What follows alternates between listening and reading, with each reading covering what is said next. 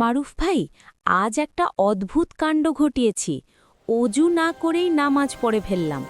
মনে হচ্ছে আল্লাহ তো সব দেখেন, কিন্তু কি যেন একটা মিস করেছি। আরে হৃদয়, কি বলছিস এসব? অজু ছাড়া নামাজ কখনো কি কবুল হয়?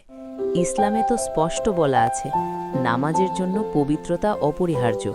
অজু না থাকলে যেন হৃদয়ের দরজা বন্ধ হয়ে যায়। তুই কি করে এমন ভুল করলি? হুজুর তো বলেছিলেন নামাজের জন্য পবিত্র থাকতে হবে।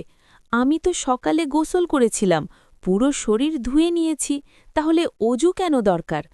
গোসল তো সব অপবিত্রতা দূর করে, তাই না? মনে হচ্ছে আমি ঠিকই করেছি।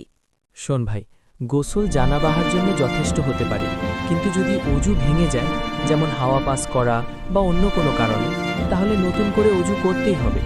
হাদিসে রাসূল সাল্লাল্লাহু আলাইহি ওয়াসাল্লাম বলেছেন, অজু ছাড়া নামাজ নেই।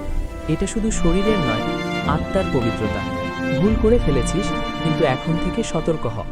আল্লাহ ক্ষমাশীল, কিন্তু আমাদের দায়িত্ব পালন করতে হবে। চল, এখনই অজু করে নামাজ আদায় করি, সঠিক পথে ফিরে আসি।